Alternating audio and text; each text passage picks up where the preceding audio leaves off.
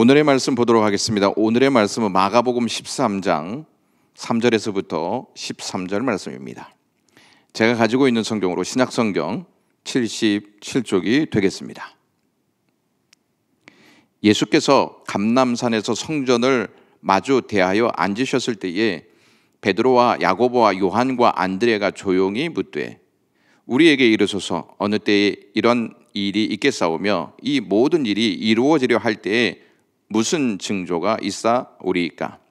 예수께서 이르시되 너희가 사람의 미혹을 받지 않도록 주의하라. 많은 사람이 내 이름으로 와서 이르되 내가 그러하여 많은 사람을 미혹하리라.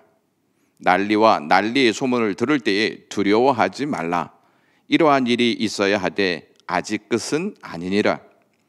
민족이 민족을 나라가 나라를 대적하여 일어나겠고 곳곳에 지진이 있으며 기근이 있으리니 이는 재난의 시작이니라. 너희는 스스로 조심하라. 사람들이 너희를 공회에 넘겨주겠고 너희를 회당에서 매질하겠으며 나로 말미암아 너희가 권력자들과 임금들 앞에 서리니 이는 그들에게 증거가 되려 함이라. 또 복음이 먼저 만국에 전파되어야 할 것이니라. 사람들이 너희를 끌어다가 넘겨줄 때에 무슨 말을 할까 미리 염려하지 말고 무엇이든지 그때에 너희에게 주시는 그 말을 하라. 말하는 이는 너희가 아니요 성령이시니라. 형제가 형제를 아버지가 자식을 죽는 데 내주며 자식들이 부모를 대적하여 죽게 하리라. 또 너희가 내 이름으로 말미암아 모든 사람에게 미움을 받을 것이나 끝까지 견디는 자는 구원을 받으리라. 아멘. 사람들은 신뢰했다가 신뢰한 것이 무너지면 큰 충격에 빠지게 됩니다.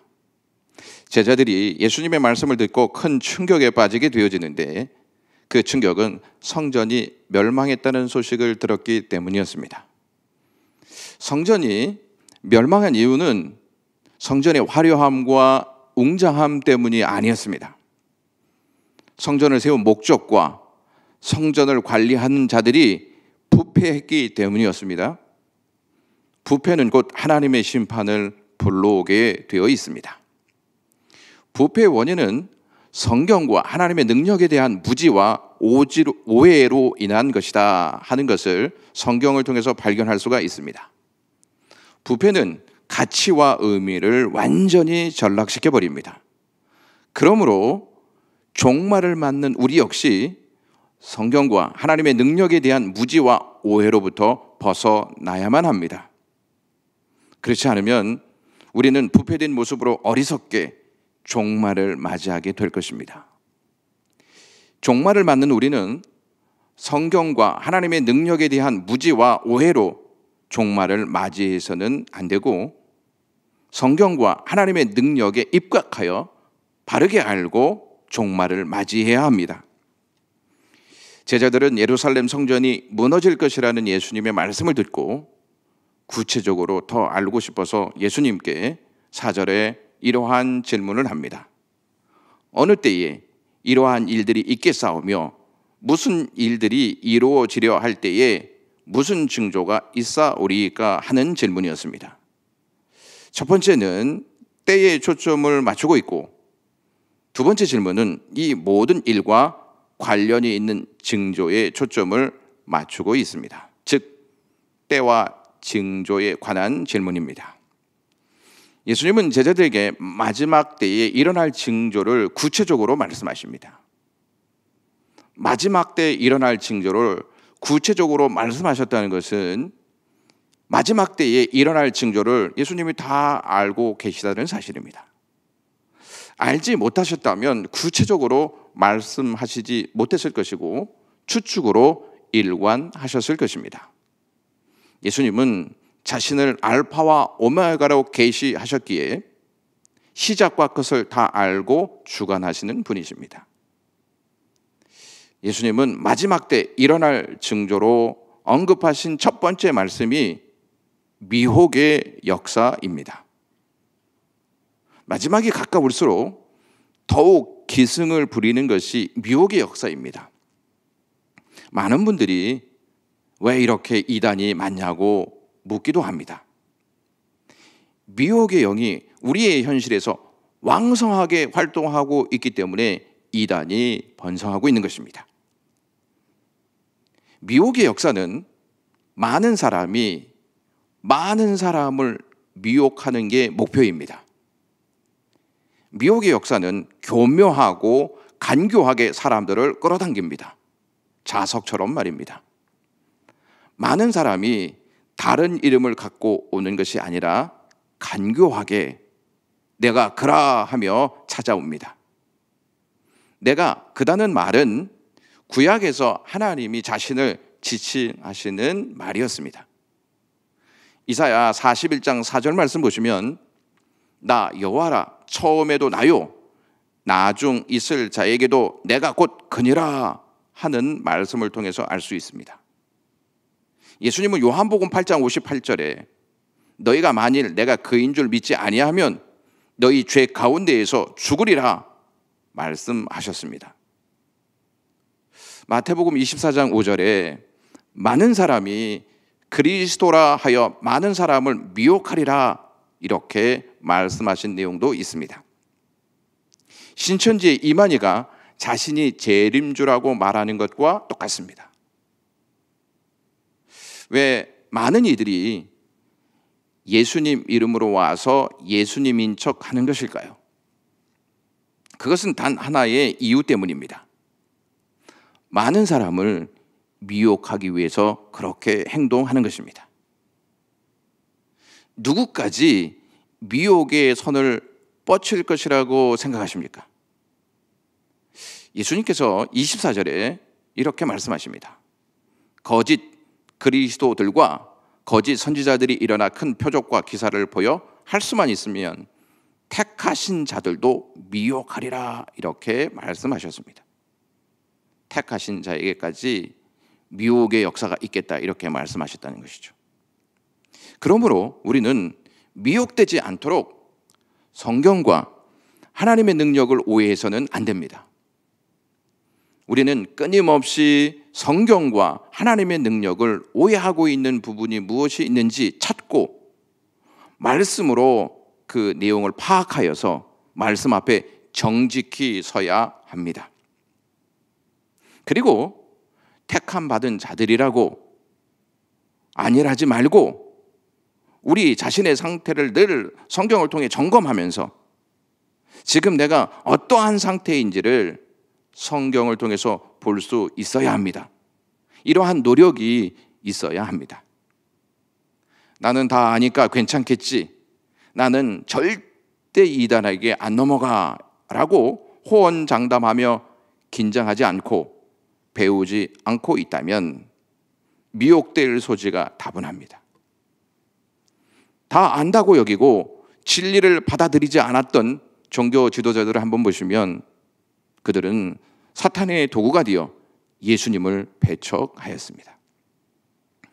예수님이 다른 내용을 첫 번째로 말씀하시지 않고 미혹의 역사를 먼저 말씀하셨다는 사실에 주목할 필요가 있습니다. 가장 큰 위험은 핍박이 아니고 미혹하는 자들, 즉 속이는 자들과 거짓 선지자들입니다. 아담이 에덴 동산에서 쫓겨난 것은 핍박 때문이 아니었습니다. 거짓된 미혹이 아담을 끌어낸 것입니다. 거짓과 미혹은 역사 속에 단 한순간도 쉬지 않고 지속되었다는 점을 기억해야 합니다. 거짓과 미혹은 과거와 미래에 나타나지 않고 지금 우리의 현실적 삶 속에서 나타나고 있습니다. 예수님은 미혹의 역사를 말씀하신 후에 난리가 있을 것이다, 지진이 있을 것이다, 기근이 일어날 것이다 이러한 말씀을 하십니다. 그런데 충격적인 말씀은 이러한 것들이 재난의 시작일 뿐이라는 사실입니다. 마지막 때 인류는 환경적으로 어려움을 겪게 될 것이다 하는 예고의 말씀을 우리에게 전하십니다. 그리고 핍박에 대한 내용을 예수님께서 9절에 말씀하시는데 너희는 스스로 조심하라. 사람들이 너희를 공회에 넘겨주겠고 너희를 회당에서 매질하겠으며 나로 말미암아 너희가 권력자들과 임금들 앞에 서리니 이는 그들에게 증거가 되려 함이라 하고 그 말씀을 우리에게 전하셨습니다. 예수님은 앞으로 너희를 핍박하는 자들이 종교와 민간 법정으로 넘겨줄 것이다 하는 사실을 알리십니다. 앞으로 종교 차별법이 통과되면 예수님만이 진정한 구원자라 이렇게 외치게 되어지면 법정에 서게 될 것입니다. 세상은 점점 핍박의 수위를 높여 우리의 숨통을 조여오고 있습니다. 또한 예수님께서 집안에 밀고자가 있을 것이다 말씀하시면서 밀고자는 너희를 배신할 것이고 너희를 잡히게 할 것이고 신문을 받게 할 것이고 처형당하는 일에 적극적으로 일할 것이다 이러한 말씀을 하십니다. 이러한 말씀을 듣고 있노라면 마지막 때는 그야말로 두려움과 공포로 뒤덮일 것이다 하는 것을 깨닫게 되어집니다. 종합해 보면 하나님의 나라의 삶을 사는 자들은 거짓과 미혹, 환경적 재난, 핍박과 고난 그리고 가까운 자들의 배신으로 집중 공격을 받게 될 것입니다. 예수님은 공포감을 조장할 목적으로 마지막 때 이러한 일이 일어날 것이다 이렇게 말씀하고 있는 것이 아닙니다. 예수님은 마지막 때 일어날 징조들을 말씀하시는 것은 마지막 때를 어떻게 맞이해야 할지 대응책을 주시고자 이 말씀을 하고 계신 것입니다. 예수님의 말씀을 이렇게 정리해 보면 첫 번째는 알려주었으니 주의함으로 대응하라 하는 말씀을 알게 되어집니다. 자, 성경 말씀 보시면 이러한 말씀을 하고 있습니다. 예수님이 3번 주의하라는 말씀을 하십니다. 5절과 23절과 33절에 예수님께서 명령어를 사용하시면서 이 말씀을 하시는 것이죠. 주의하라는 이 단어는 경계하라는 외침입니다. 아무 것이나 다 믿는 것이 믿음이 아닙니다.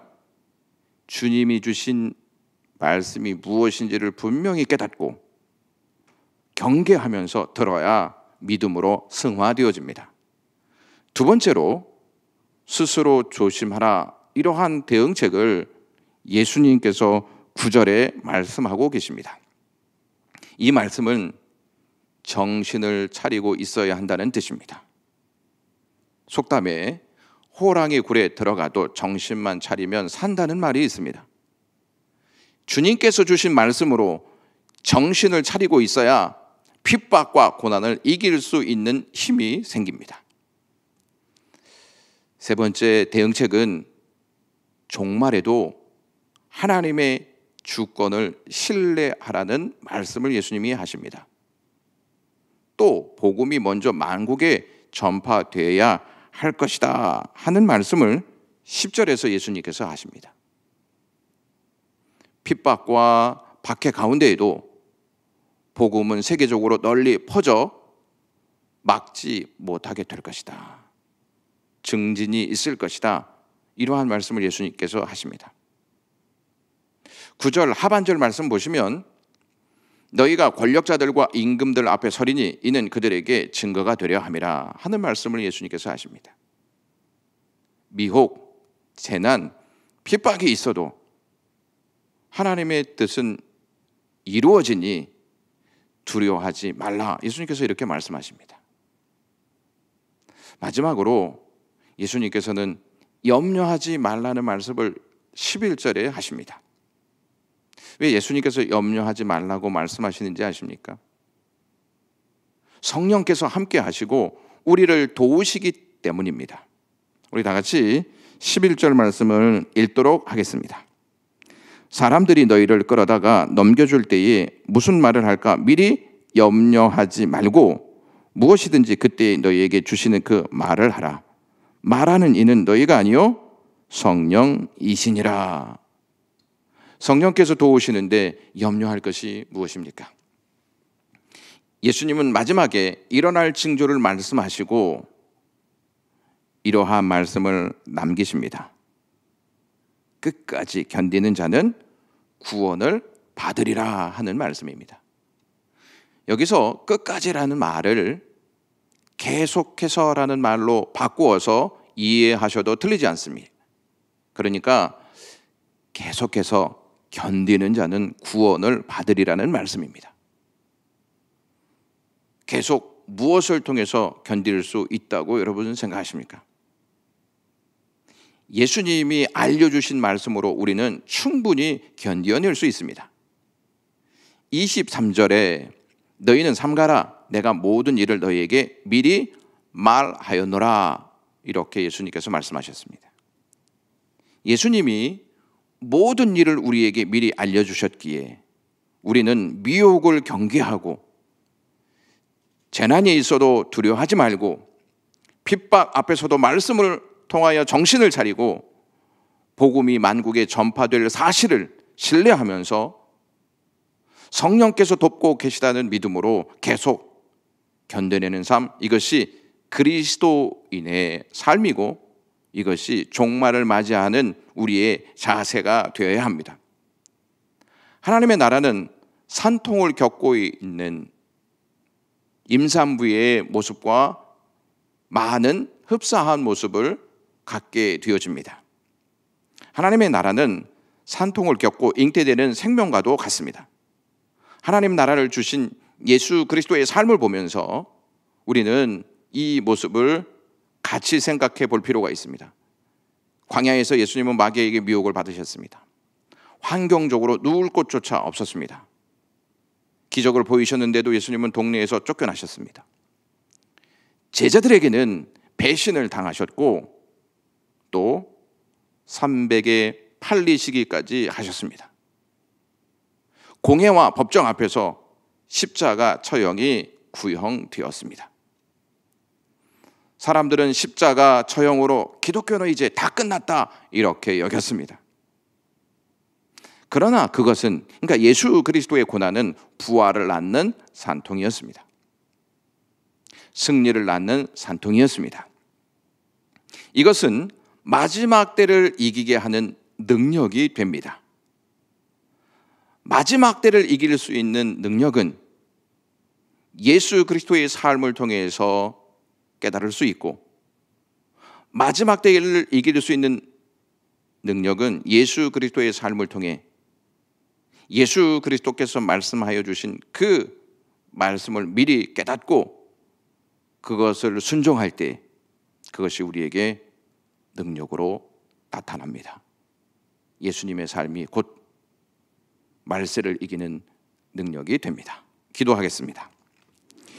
주님 고맙습니다. 오늘도 저희들에게 은총을 베푸시고 수요예배에 모여서 같이 하나님 앞에 예배하면서 말세를 어떻게 이겨 나가야 할지를 말씀을 통해 깨닫게 하여 주셔서 감사합니다. 예수님의 삶이 말세를 이기는 능력이 되어진다는 사실을 알고 날마다 성경을 통해서 예수 그리스도의 삶을 깨닫고 예수 그리스도를 따라갈 수 있는 저희들의 삶 되게 하시옵소서. 존귀와 영광을 하나님께 올리오며 예수 그리스도의 이름으로 기도드리옵나이다. 아멘.